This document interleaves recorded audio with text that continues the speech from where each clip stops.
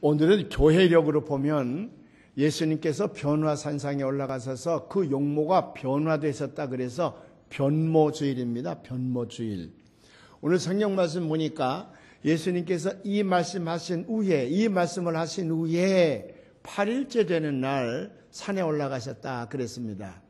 세 제자만을 데리고 올라가셨는데 베드로와 요한과 야고보를 데리고 올라가셔서 이것을 흔히 수제자라 그러는데 중요한 일이 있을 때에는 언제든 예수님께서 이 세 제자를 데리고 갔습니다. 변화산에 올라가셔서 기도하시다 보니까 그 느낌이 이상하단 말이에요. 그래 베드로가 슬그머니 눈을 떠봤더니, 여러분 절대로 느낌이 이상하다고 눈 뜨면 안 돼요. 이 베드로가 성질이 급하니까 눈을 지그시 떠봤더니 예수님이 갑자기 변화되셨는데 눈이 부실 만큼 흰 옷을 입고 있었습니다. 아주 찬란하게 광채가 나는 흰 옷을 입고 거기 서 있었고, 그 다음에 그 옆에 누가 서 있냐면 모세와 엘리야가 함께 서서 예수님과 대화를 나누는 것을 엿들었습니다.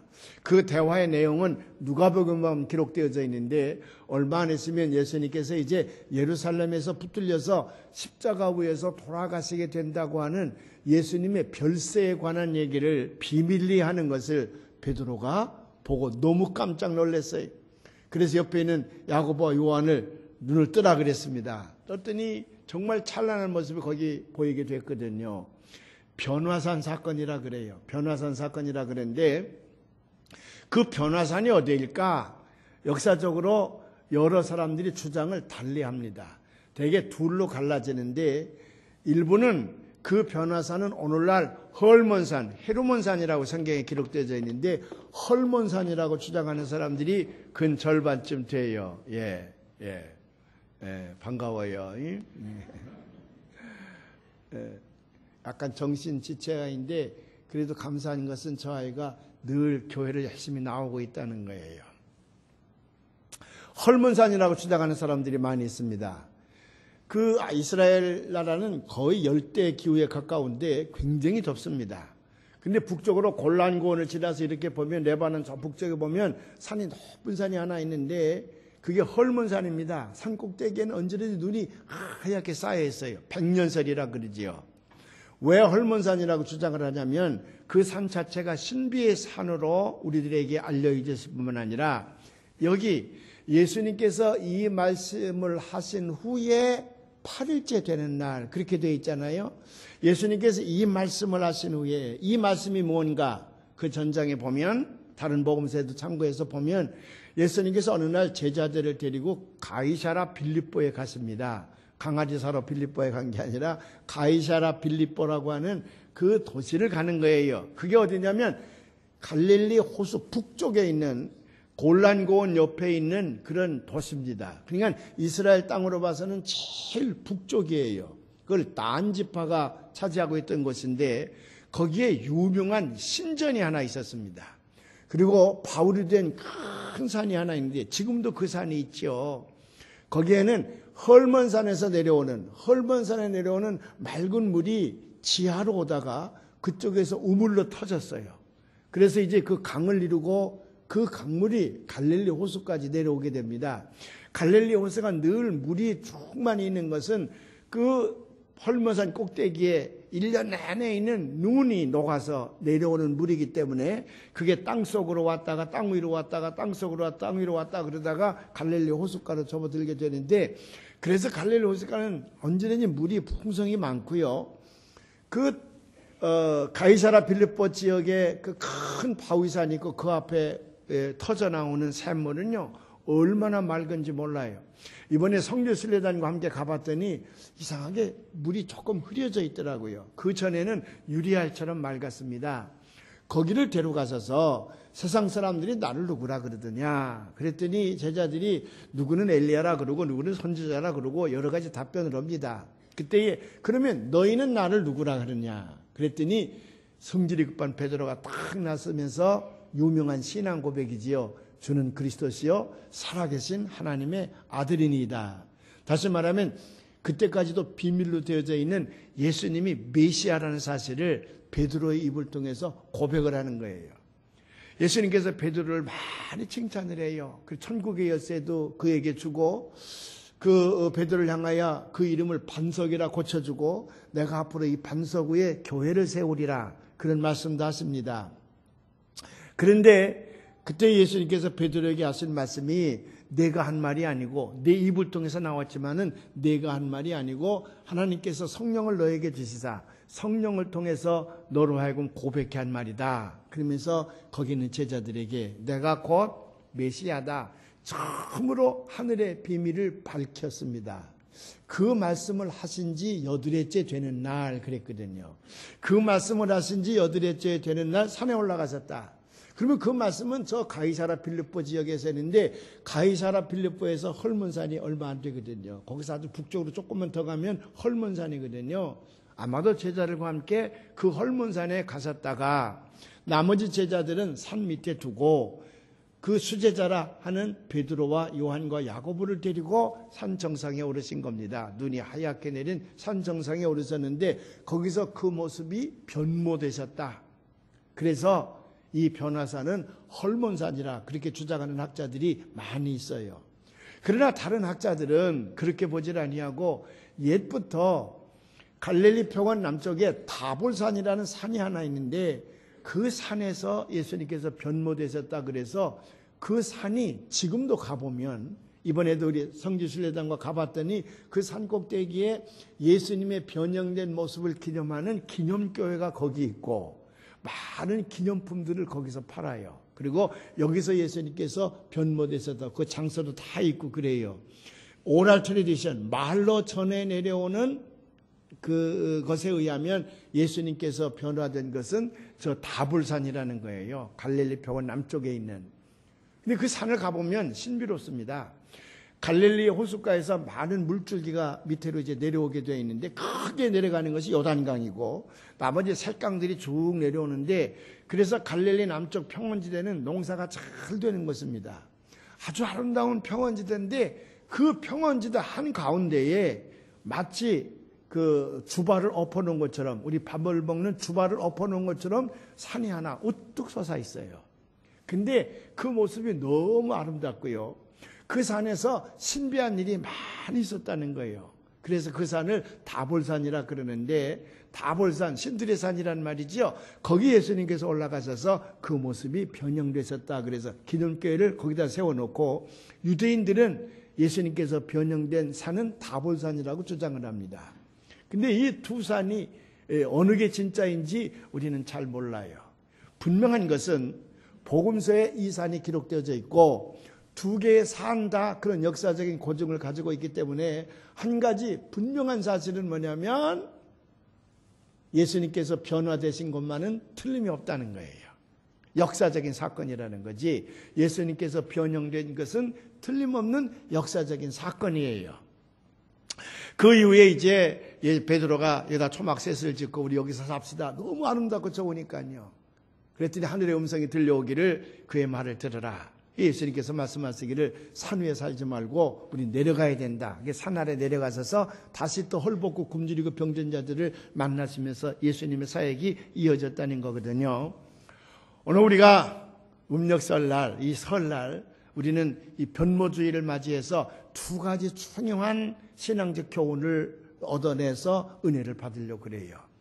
첫 번째는 뭐냐? 이게 역사적인 사건이기 때문에 무엇을 여기서 발견할 수 있냐면 우리가 얘기하는 영생의 세계, 우리가 천국이라 그러죠. 하나님 나라라 그러죠. 죽음 이후에 유한적인 생명을 가지고 있는 이 세상의 삶이 끝난 후에 우리에게는 영원한 세계가 있다고 하는 것을 확신시켜주는 사건입니다. 왜냐? 여기는 변화산에서 예수님께서 두 사람을 만나고 있는데 하나는 모세요, 하나는 엘리야입니다. 이 사람들은요, 예수님 당시에 살던 사람들이 아니야. 모세는 예수님보다 1400년 전에 살았던 인물입니다. 또 엘리야는 예수님보다 800년 전에 살았던 인물이에요. 엘리야는 모세보다 600년 뒤에 살았던 인물이거든요. 몇백 년씩 차이가 나는 시대에 살았던 사람들인데 그들이 한 곳에 모일 수 있었다? 인간의 세계에서는 불가능한 거지요. 영의 세계에서만 가능한 겁니다.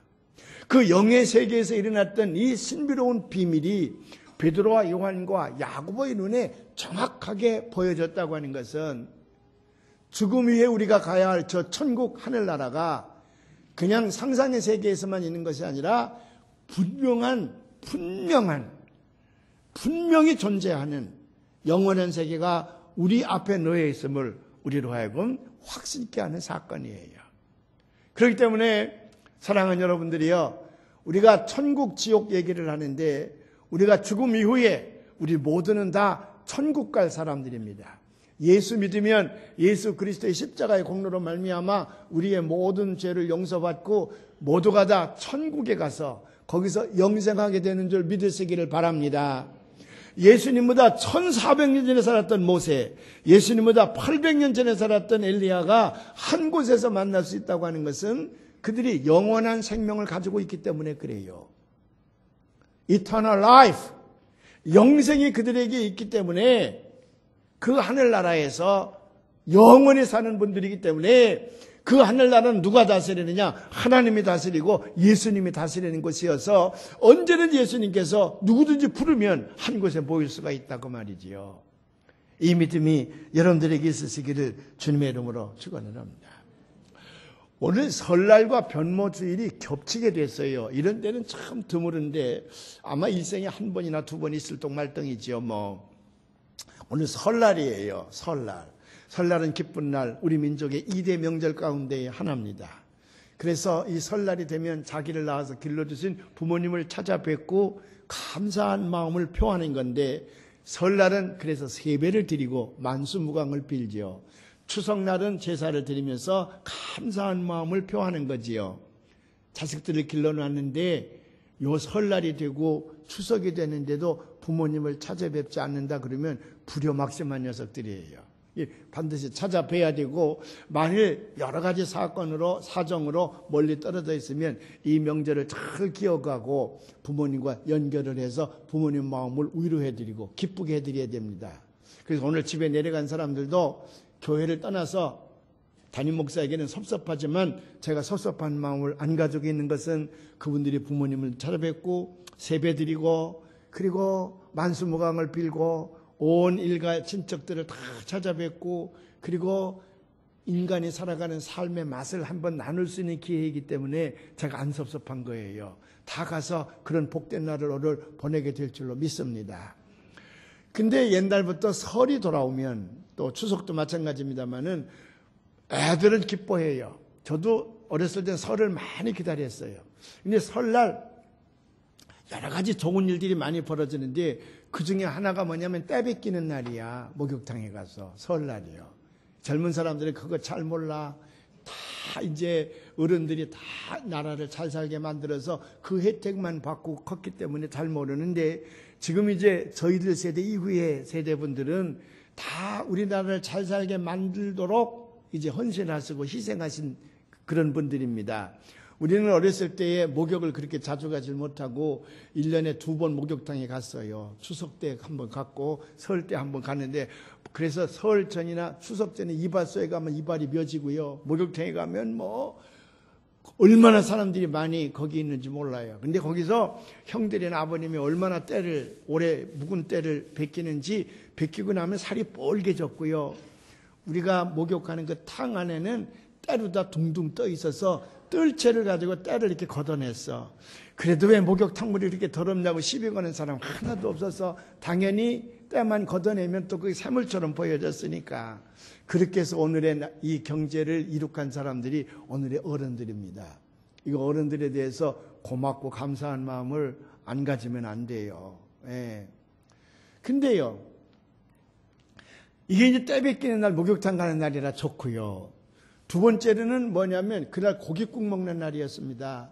1년에 고깃국을 2번 먹었어. 시골 농촌에서는 추석 때 한 번 먹고 이제 음력 설 때 이때 한 번 먹었는데, 고깃국이라서 지금처럼 불고기 먹은 건 아닙니다. 우리 집에는 식구가 10식구인데 고기 한 근을 사다가 그걸 국을 끓여 먹는데, 물을 썰어 놓고 가마솥에다가 물을 잔뜩 넣고 물을 썰어 놓고 고기를 이렇게 잘게 썰어서 넣기 때문에 재수가 좋으면 한 덩이가 국에 있었고 재수가 없으면 국물만 있었지 뭐 기름기만 있었고 그랬었죠. 뭐 왜냐하면 할아버지 아버님 여기에 고기가 가야 되니까.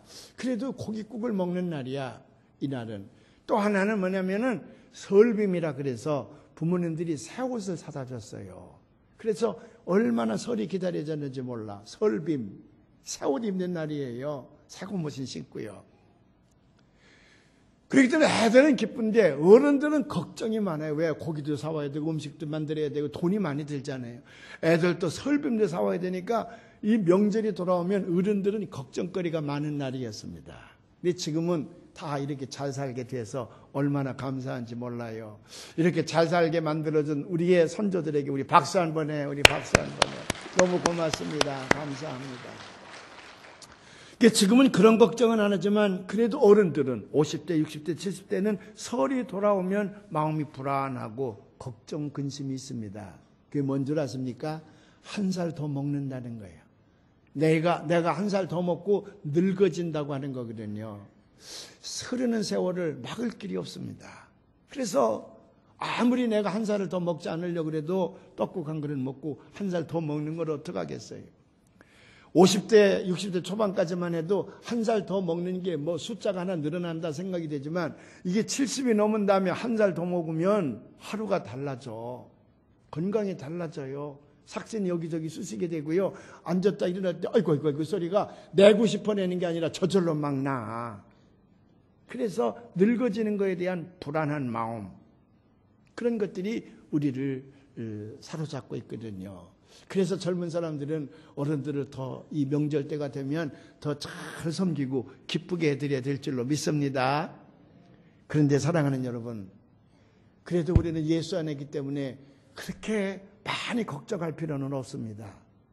왜냐하면 이 설이 우리에게 한 살 더 먹게 함으로 말미암아 내가 지금 한 살 더 먹는다고 하는 세월을 계수할 수 있는 지혜를 우리에게 주시거든요. 그래서 이 설이 돌아오게 되면 내가 또 한 살 더 먹는구나. 지금까지 내가 바르게 살아왔나? 앞으로 남은 세월을 어떻게 살 것인가? 자기 인생을 한번 점검해 볼 수 있기 때문에 지혜가 생긴단 말이에요. 그래서 저도 나이가 자꾸 많이 먹을수록 시편의 말씀이 자꾸 많이 떠오르는데 오늘 시편 90편에 보면 세월이 지나감에 있어서 내가 나이를 한 살씩 더 먹는다고 하는 사실을 계수하게 될 때에 내가 큰 지혜자가 됨을 하나님 앞에 감사하는 말씀이 있거든요. 오늘 봉독해 보십시다. 10절부터 11절에 12절에 있는 말씀인데 한번 봉독해 보십시다. 우리의 연수가 70이요 강건하면 80이라도 그 연수의 자랑은 수고와 슬픔뿐이요 신속히 가니 우리가 날아가나이다. 누가 주의 노여움의 능력을 알며 누가 주의 진노의 두려움을 알리이까? 우리에게 우리의 날 계수함을 가르치사 지혜로운 마음을 얻게 하소서. 12절 말씀은 소리내서 한번 다 같이 읽어봐요. 시작. 우리에게 우리 날 계수함을 가르치사 지혜로운 마음을 얻게 하소서. 여러분, 왜 부모에게 불효막심한 자식들이 생기는 줄 아십니까? 왜 젊은이들이 노인들을 무시하고 왜 경멸하고 없이 여기는 그런 잘못된 마음이 생기는 줄 아십니까? 그들에게는 지혜가 없기 때문에. 어떤 지혜가 없냐면 착각하는 거예요. 젊은 사람들이 늘 노인들은 노인으로 태어난 줄 알아. 일생 동안 노인으로 살아가는 것 같고 자기들은 젊으니까 일생 늘 젊은이로 살아가는 것 같은 착각이에요. 이게 지혜롭지 못한 겁니다. 우둔한 어리석은 인생을 사는 사람입니다. 그러다 보니까 노인들을 무시하고 무슨 노인들을 어떤 정치인이 꼰대라 그랬다며 이놈의 자식을 내가 만나면 그냥 주리를 틀든지 해야지. 저는 안 늙어가나? 저도 늙어가는데 그걸 모르는 거야. 그래서 노인들은 노인으로 태어난 것 같고 젊은이들은 젊은이로 태어난 것 같으니까 이 노인들을 경히 여기는 거거든요. 그러나 날의 계수함을 자기가 알고 나도 한 살씩 더 먹어서 늙어진다고 하는 걸 실제적으로 깨달은 사람은 감히 그렇게 못하지요. 그의 인생이 지혜로운 인생으로 갈 수밖에 없습니다. 그 계수 앞에서 겸손해질 수밖에 없다고 말이죠. 어차피 육신은 늙어가는 것이기 때문에 그렇습니다. 그러나 사랑하는 여러분, 늙는 것에 대해서 겁내지 맙시다. 왜냐하면 어차피 우리는 예수 믿는 사람들은 땅에 속한 사람들이 아니라 하늘에 속한 사람들이 유한적인 이 시간 속에서 우리의 생명이 끝나는 것이 아니라 땅의 시간으로 여기서 끝나는 것이 아니라 우리는 영생의 시간 속에 들어가서 주님과 더불어 영생할 사람들입니다. Eternal life, 영원히 살 생명을 가지고 하나님께서 다스리시는 우리를 위하여 예비해 두신 그 영원한 세계 속에서 영원히 살 사람들이기 때문에 우리 앞에서 세월이 흐르는 것에 대해서 겁내지 맙시다. 불안해하지 맙시다. 자신감을 가지고 나이 한 살 더 먹어 하늘나라가 내게 그만큼 가까이 왔음을 믿으시기를 주님의 이름으로 축원을 합니다. 더 크게 아멘. 예수님이 이 땅에 오신 목적이 뭔데요? 예수님이 이 땅에 오신 목적이 사람들이 천국을 모른단 말이야. 죽음 위의 세계가 모른단 말이에요. 그래서 그 천국을 알게 하기 위해서 예수님이 이 땅에 오셨다니까. 예수님이 이 땅에 오신 것을 한마디로 얘기하면 천국을 알게 하고 우리로 하여금 천국 가게 하기 위하여 예수님께서 이 땅에 오셨다는 걸 믿으시기를 바랍니다. 천국, 하나님이 다스리는 영원한 세계는 상상의 세계 속에 있는 것도 아니고 신화의 세계에서만 있는 것이 아니라 실제로 존재한다는 사실을 변모산의 사건을 통해서 꼭 기억하시기를 주님의 이름으로 축원을 합니다. 우리 모두가 다 영생의 세계 속에 들어가는 사람임을 믿으시기를 바랍니다. 두 번째 우리가 얻을 교훈은 뭐냐면 베드로와 요한과 야고보가 다른 사람들은 전혀 볼 수 없는 이 변화산에 올라가서 영광 가운데에 계신 예수님과 모세와 엘리야를 만났어요. 영생의 세계를 그가 갖게 됐다고 말이죠. 이건 대단한 특권이요, 대단한 축복입니다. 다시 말하면 예수 그리스도의 임재를 그들이 체험하게 됐다고 말이죠. 이것은 보통 사람에게 줄 수 없는 큰 축복입니다. 모세는 뭐를 대표하는 사람입니까? 율법을 대표하는 사람이에요. 우리에게 율법을 준 사람이에요. 그래서 영어로는 모세를 가리켜서 또 lawgiver라고 그래요. lawgiver. 엘리야는 누굽니까? 하나님께서 쓰신 인물 가운데 대표적인 사람이야. 하나님의 택함을 받은 사람. 그러니까 prophet이라 그러죠. 선지자라 그래요. 예언자라 그래요. 그리스도는 누굽니까? 우리를 천국으로 인도해낼 메시아이십니다. 이 세 분이 만나는 곳에 베드로와 요한과 야곱이 거기 있었다. 그 말에는 예수 그리스도의 십자가의 공로로 구원받은 우리들은 모두가 다 그 영광 가운데 있게 됨을 믿으시기를 바랍니다. 중요한 사건이에요. 그런데 이 세 사람 모두가 다 살아생전에도 산에서 하나님을 만난 체험을 가진 사람들이야. 모세는 언제 만났습니까? 이스라엘 백성들이 끌고 출애굽할 때에 시내산에 이르게 됩니다. 그 시내산에 모세는 저 시내산 정상에 올라가서 40일 동안 그가 금식기도한 후에 하나님으로부터 율법을 받아요. 그 대표적인 율법을 돌판 2개에다 새겨서 십계명을 돌판 2개에다 새겨가지고 산 아래로 내려오게 될 때에 아론과 그 백성들이 보니까 모세의 얼굴에 광채가 나는데 말이에요. 눈이 부시어서 쳐다볼 수가 없었다. 그래서 모세가 자기들에게 가까이 오는 것을 두려워했다 그랬어요. 본인은 모르는데, 모세는 모르는데. 물론 모세는 그 전에 양을 치다가 거기서 호렙산에서 하나님을 만나기도 했어요. 근데 이스라엘 백성들 앞에서 하나님 만났다는 증거는 뭐냐면 돌판을 가지고 내려왔을 때야. 사람들이 그의 얼굴이 너무 광채가 나서 마주 볼 수가 없었다. 모세가 자기 앞으로 가까이 오는 걸 두려워했다 그랬어요. 하나님으로부터 받은 율법을 다 설명하고 나니까 모세의 얼굴에서 광채가 사라졌습니다. 하나님을 만난 자에게 얻어지는 특권이요 복입니다. 우리도 하나님 만났을 때에 인간의 눈으로는 비록 보여지지 않는다 할지라도 하늘의 광채가 우리 안에 있는 줄로 믿으시길 바랍니다. 엘리야는 언제냐? 갈멜산에서 제사를 드린 후입니다. 저 바알신과 아사라 목상 850명의 제사장들과 대결을 벌리는 850대 1의 대결을 벌리는데 누구랑 싸움이냐 그러면 악한 여자 이세벨과의 싸움이거든요. 그들이 제사를 드릴 때에 종일토록 몸을 찢어가며 부르짖었지만은 그들의 신은 없으니까 제물을 받지 않았어. 그러나 엘리야는 그 주변에다 돌을 파고 물을 흘린 다음에 하나님 앞에 기도했는데 불이 내려서 그 제물을 받았어요. 지금도 갈멜산에 가면 그때 불탄 바위들이 다 있잖아요. 역사적인 사건으로 우리에게 보여진다고 말이죠. 그때에 힘을 얻은 엘리야가요, 중간에서 머물거리는 백성들을 향해 소리를 지릅니다. 너희들이 언제까지나 중간에서도 머물거리겠느냐? 만일 이 재물을 받아 하나님이 참 하나님이심을 믿으면 저들을 그냥 가만두지 말거라. 그래서 달려들어서 아사랴 목사님과 바알 신상을 섬기는 제사장들을 한꺼번에 다 거기서 죽입니다. 이세벨이 화가 났어요. 그래서 군사를 풀어서 엘리야를 죽이려고 합니다. 그러니까 엘리야가 무서워가지고 40주 40야를 자지도 아니하고 먹지도 아니하고 거기서부터 주랭랑을 쳐서 호렙산까지 이르게 되는 거예요. 도망갑니다. 호렙산 시내산에 이르렀을 때에 그는 굴 속에 들어가서 무서워 떨고 있는데 어느 날 하나님께서 그에게 나타나시는 임재하시는 거예요. 내가 왜 여기 있느냐? 저 동굴 밖으로 나가거라. 그 동굴 밖으로 나갔더니 갑자기 지진이 일어나고 큰 바람이 일어나고 불길이 가고 그러는데 하나님이 그 속에서 나타나신 거거든요. 그게 다 지나간 다음에 하나님이 나타나시는 장면에 나오는데 열왕기상 19장에 있는 말씀이거든요. 우리가 한번 다 같이 봉독해 보십시다. 9절부터 봉독해 보십시다.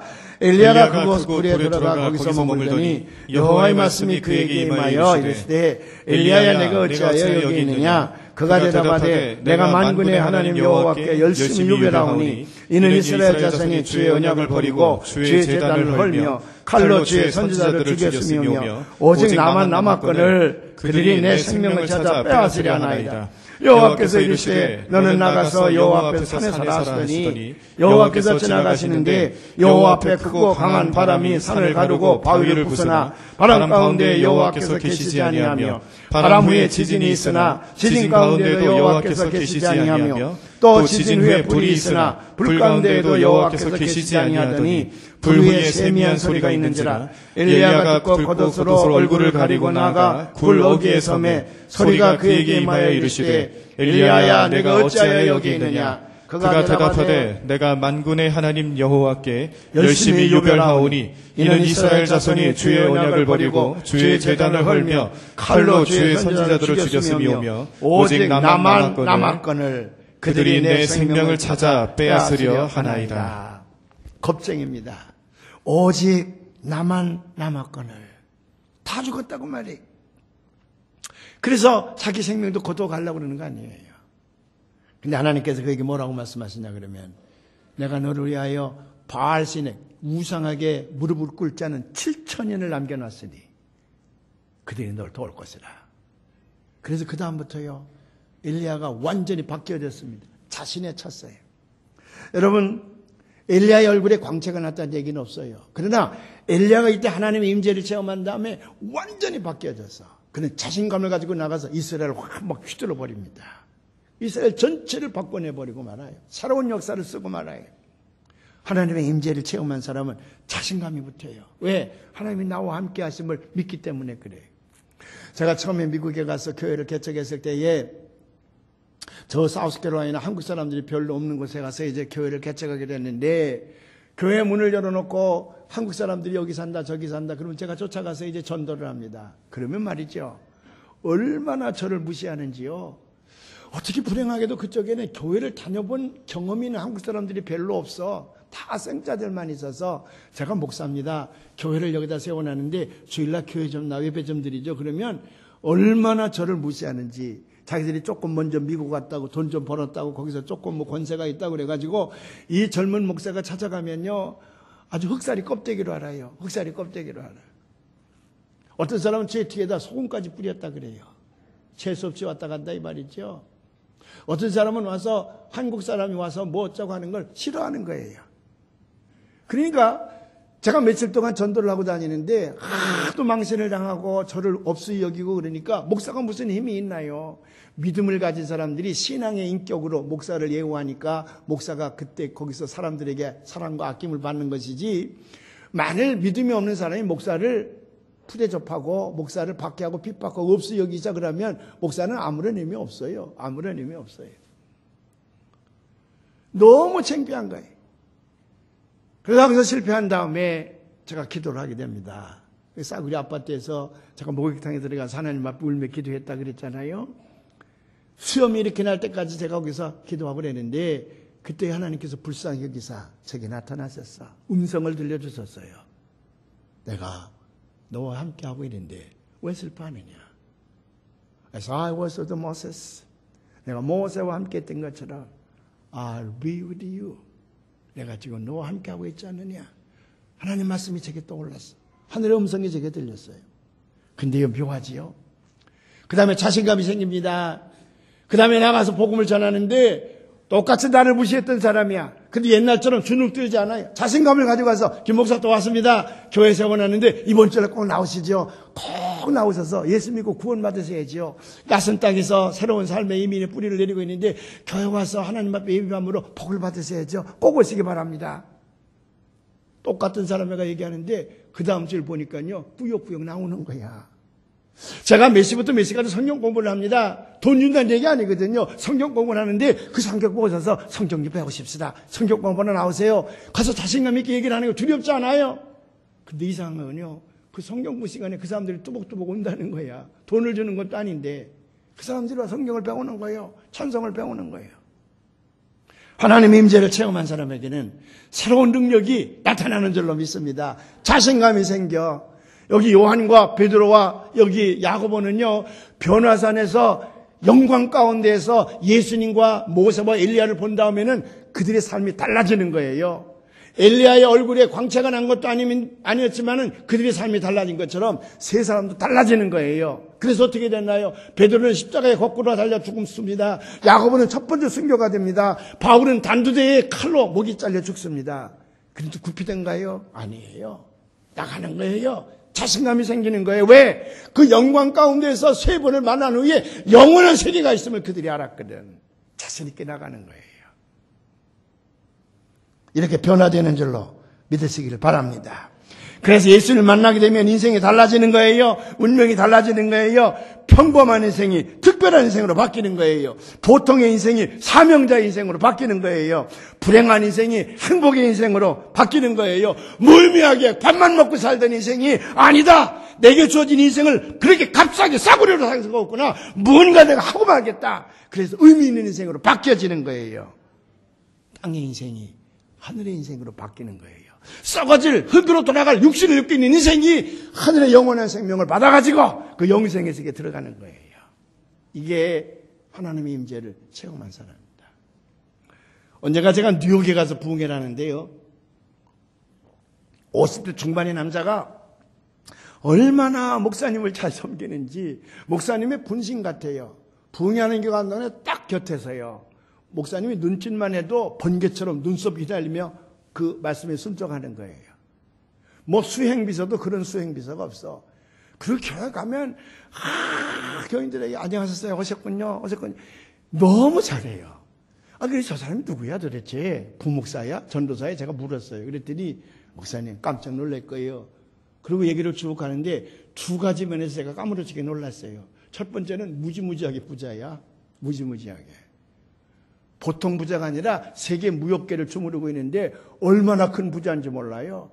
눈코뜰 새 없이 세계를 누비고 다니는 사람이랍니다. 그렇게 돈 많고 그렇게 부자인데, 그렇게 바쁜 사람인데 교회만 오면 다 내려놓고 목사님 목회에 열심히 섬기는 거예요.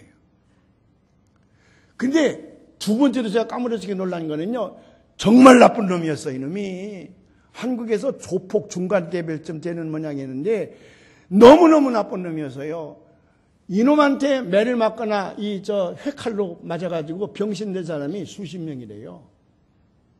이놈에게 맞아가지고요 불행하게 된 사람이 무지무지하게 많대.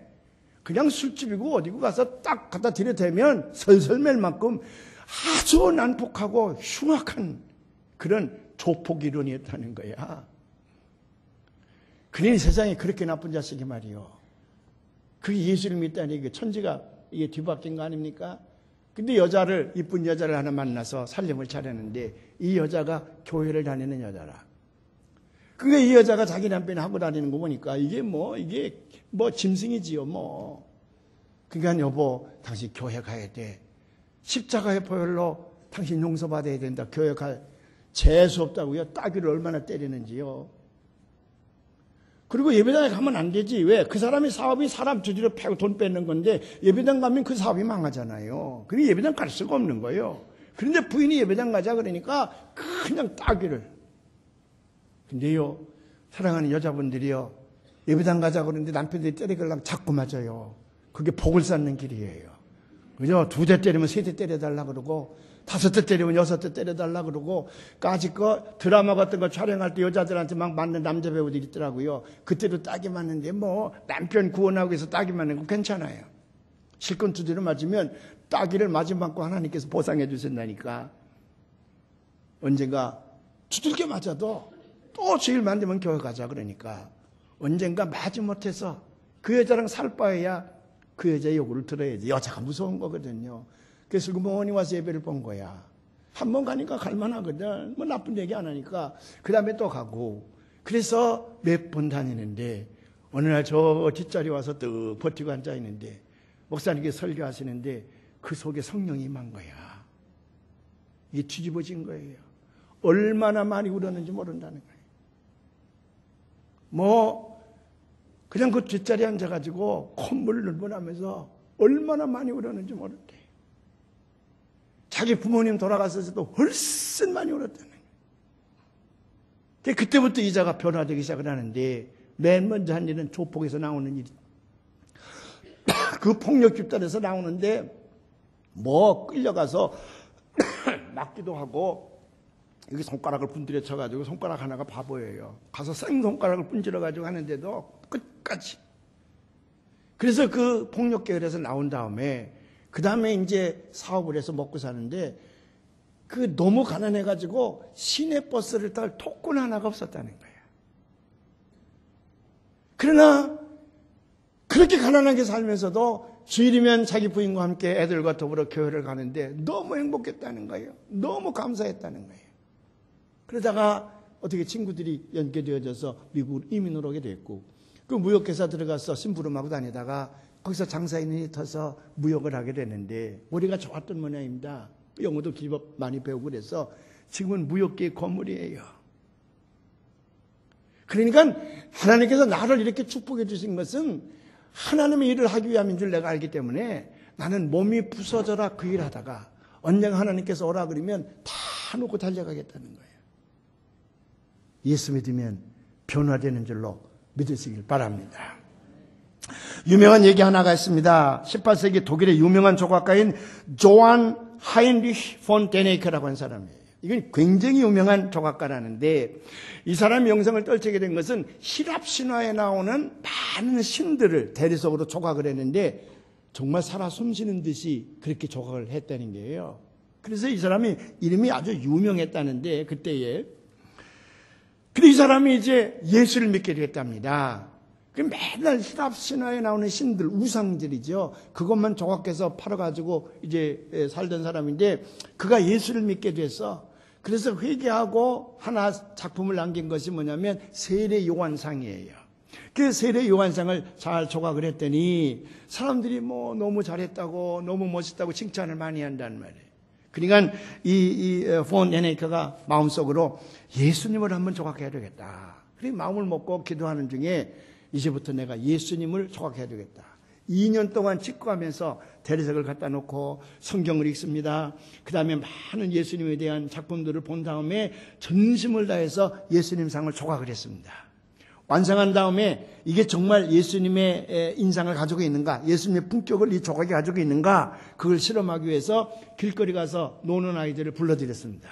자기 작품실을 와서 얘들아, who is that? 이 사람이 누구냐? 그렇게 물었더니 아이들이 쭉 보더니 똑똑한 아이 하나가 있다 하는 말이 great man, 아주 훌륭한 사람이군요. 훌륭한 사람 같아요. 그렇게 얘기를 했어요. 근데 이 사람은 실망을 합니다. 아, 내가 조각한 이 작품이 예수님의 모습을 사람들에게 주지 못하는구나. 즉시 그걸 깨버렸습니다. 하나님은 또 기도합니다. 하나님, 내가 예수님의 상을 하나 조각하고 싶습니다. 그래서 이제 그가 다시 6년에 걸쳐서 조각을 했습니다. 하나님 앞에 기도합니다. 성경 공부를 합니다. 6년 만에 조각품이 완성됐어요. 이번에도 똑같이 다른 사람들 보이기 전에 애들 오라 그랬어요. 자, who is this? 이게 누구냐? 이 사람이 누구냐? 그랬더니 똑똑하게 생긴 여자 하나이가 즉시 it is Jesus. 예수님이군요. 그랬어요. 그때 이 폰 데네이커는 무릎을 탁 꿇고 하나님 감사합니다. 제게 영감을 주셔서 정말 훌륭한 작품을 만들기 위해서 고맙습니다. 이제부터 성화만을 제가 작품으로 만들겠습니다. 눈물을 흘리며 회개했어요. 그리고 세상을 향하여 이제부터 나는 성화를 조각한다. 예수님의 제자들이라든지 선지자라든지 예수님이라든지 이런 성물만 내가 조각할 것이다 선언을 합니다.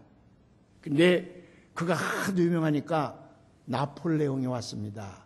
나폴레옹 알아요? 나폴레옹? 잘 몰라요?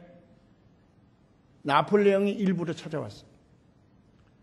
독일을 점령한 다음에 이 사람이 찾아와서 그대가 유명한 조각가라는 걸 내가 아는데 나를 위하여 비너스상을 하나 조각해달라.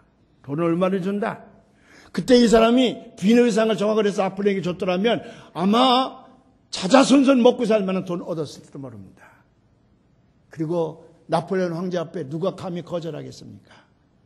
나폴레옹이 직접 집에까지 찾아와서 작업실에 있는 사람들에게 작업실에 있는 폰네네카에게 내가 비너스상이 필요하니 나를 위하여 비너스상을 하나 조각해달라.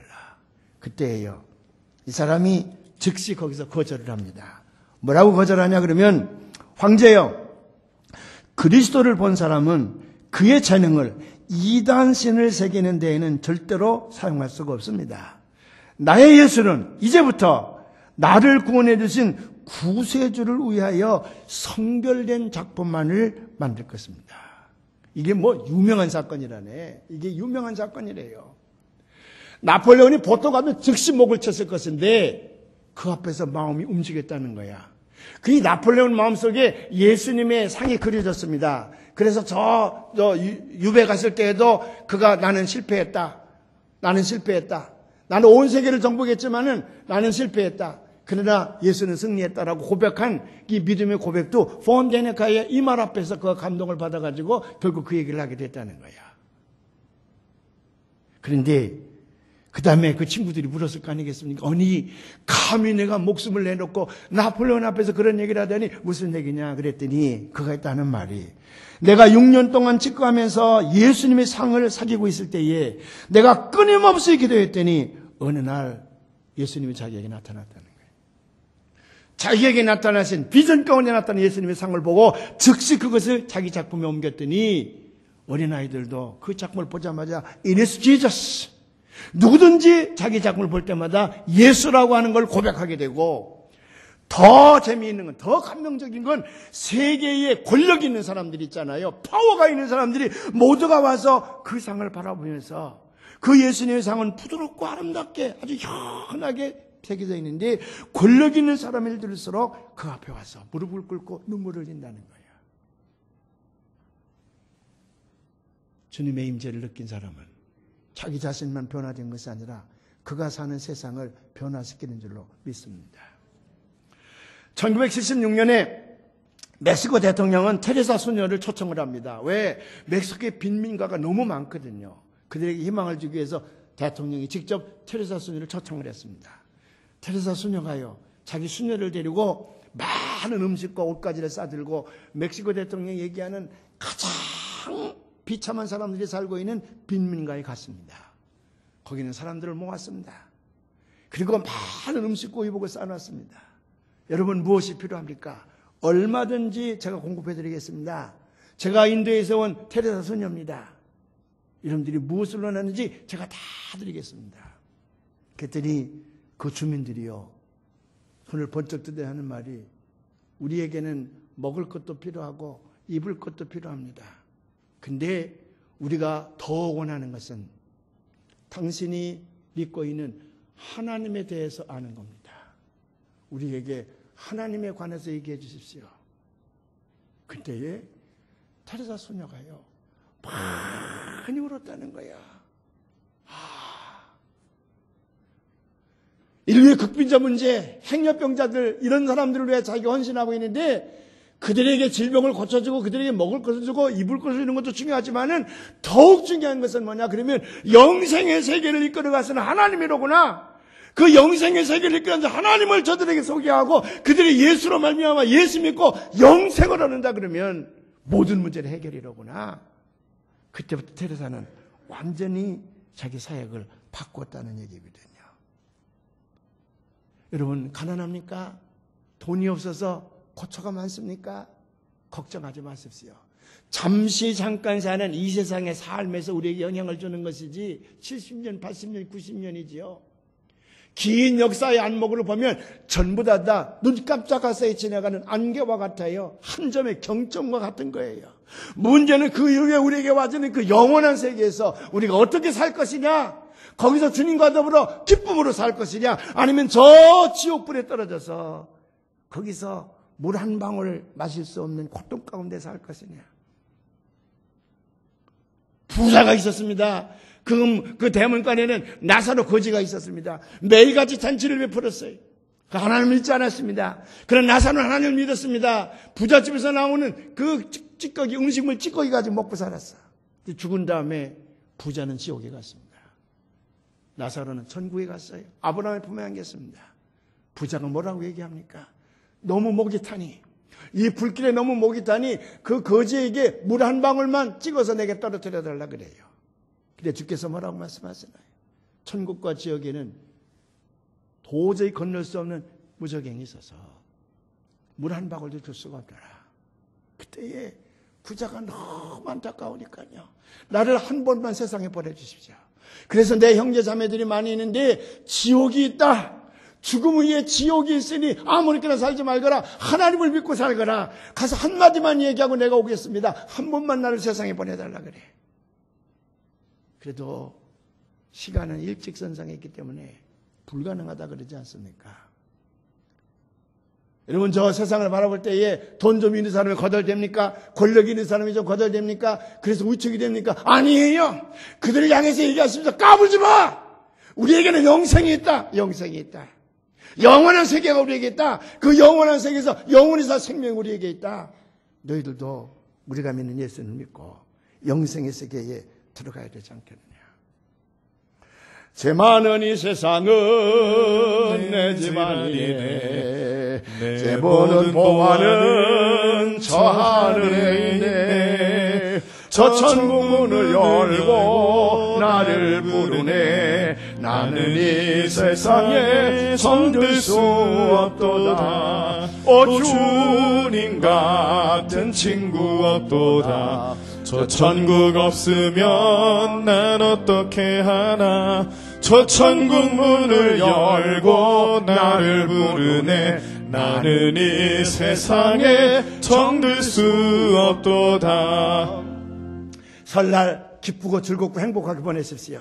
나이 한 살 더 먹는다고 불안해하지 마십시오. 왜냐하면 영생의 세계가 우리에게 있지 않습니까? 언젠가는 벗어놓고 갈 육신인데 사는 날까지 행복하게 사시다가 저 천국에서 다시 만나시는 은평의 겨우들이 되시기를 주님의 이름으로 축원을 합니다. 기도하시겠습니다. 하나님 아버지,